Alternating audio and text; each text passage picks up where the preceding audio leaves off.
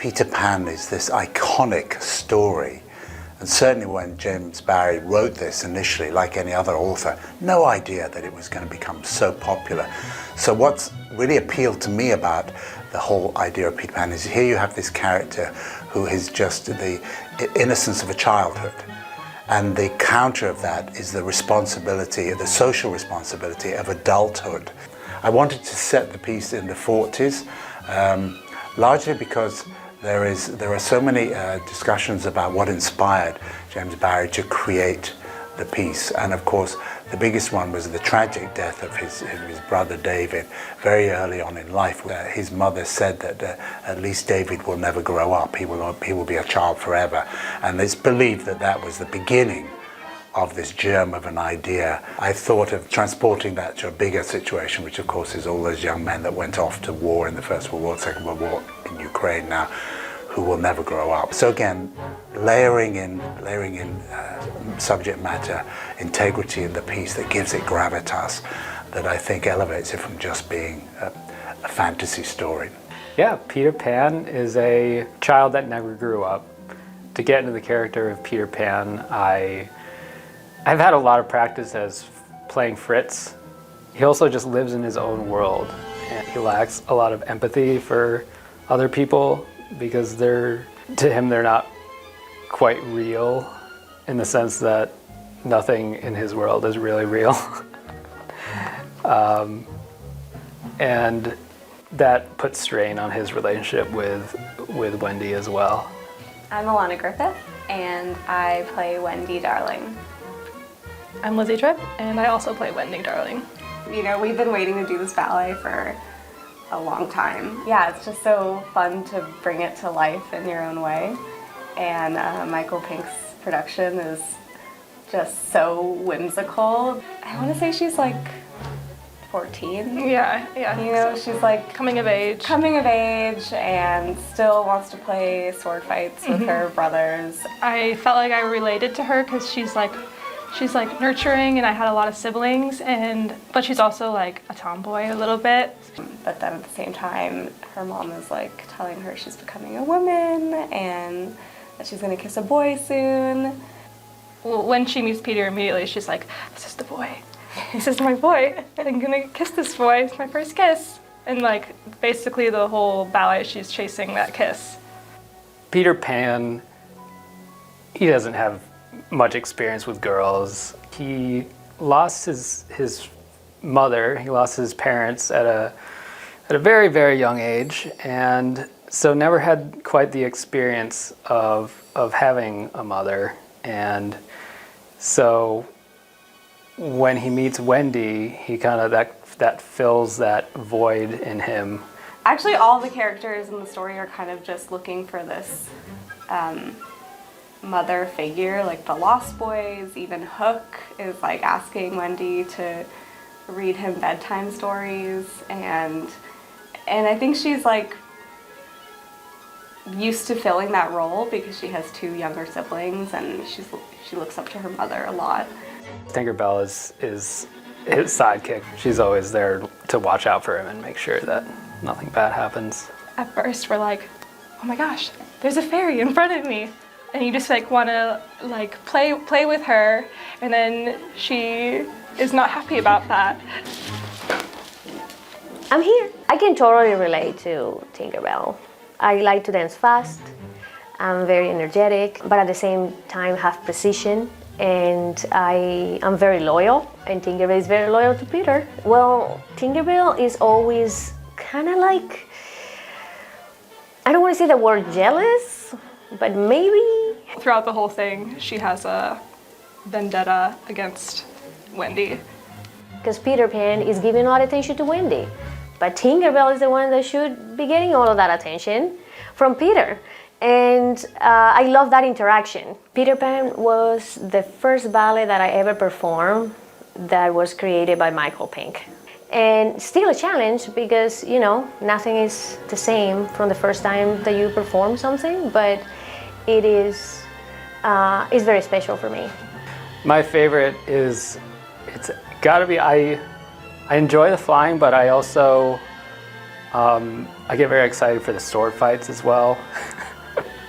It's, again, like, it's something that I haven't been able to do very much. And then couple that together with flying while sword fighting, it's you can't really beat it. Flying. Oh my god. Obviously, it's flying. Hi, my name is Alexander. I'm Joe, and we are part of the flight crew. I think it's an important role in the ballet, especially given how it brings it to life, the magic of it. So the pirates are not only on stage during Act 2 and 3, but Act 1, they're the people behind the scene doing all the pulling and making sure that everybody's able to look as effortless as possible when flying through the air. That whole making it look natural thing actually took a little bit of time. Yes. We had the guys in from ZFX, and we basically dedicated an entire week of our rehearsal period just to training in both the flying crew and the people that were doing the flying. Well, this is my first time flying. It's not your first time. No, but, it's not my first time flying. But at first, it was just like trying to figure out how to stay facing forward. So it's, you just like naturally it wants to spin. So you have to fight that the whole time. But the feeling, you like almost get like a rush. Like I felt lightheaded when I landed the first time, but now it's better. Yeah, it's probably the most fun. Yeah. Yeah, I mean, you have no control of where you're going. It's all someone else's, like we're a puppet, basically, is controlling us, and we're just, yeah, so you have to rely on them, but Yeah. grateful for them. But yeah, I think for me, the coordination of everybody working together would be the most difficult part of the whole fly crew itself. It's especially difficult, I think, for them to be able to track a dancer going up and down across the stage because they have no depth perception. The way that the ropes are oriented, they're staring directly at the profile of the dancer. So if whether a dancer is a foot too far to the left or a foot too far to the right, it's really difficult to tell because they have no frame of reference because they're staring directly in the line of their travel. So I'm on the other half of Michael Darling's flying team with Alex, Yes. and so I'm doing all the vertical movement, and there's a particularly challenging moment when Michael actually loses a little bit of faith and he drops from a very a pretty high height, and so that's a pretty difficult move for me, just because he stops maybe 6 inches, a foot off of the ground, and it's almost a free fall. And so that took a little bit of time to get right and make sure trust as and well. trust and Yeah. make sure everybody felt safe doing it.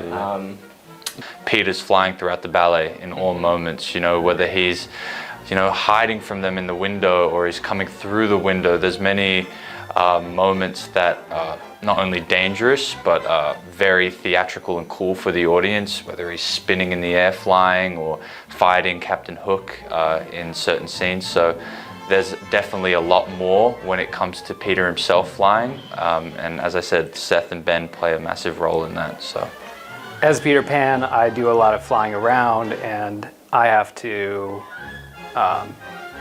there's a lot of things that I have to do in terms of keeping my orientation and watching out for set pieces and people and not dropping my sword when I fly up in the air.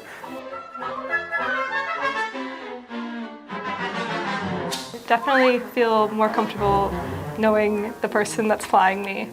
Yeah. Dancers, they know the counts, they know the Yeah. choreography, what it's supposed to look like. Yeah, we learn things like to the music and to the story, so they're learning the choreography just as we are. So it's kind of like we're all working together in a similar way. It just makes it feel. It's like partnering. Yeah, exactly. Partnering. Yeah, partner said that to me. He was like, I'm gonna count this as partnering you. Yeah.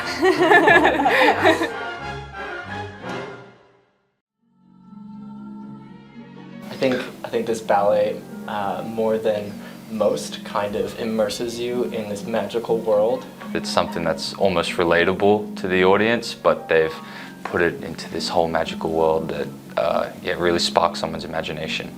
Because it's going to be so magical.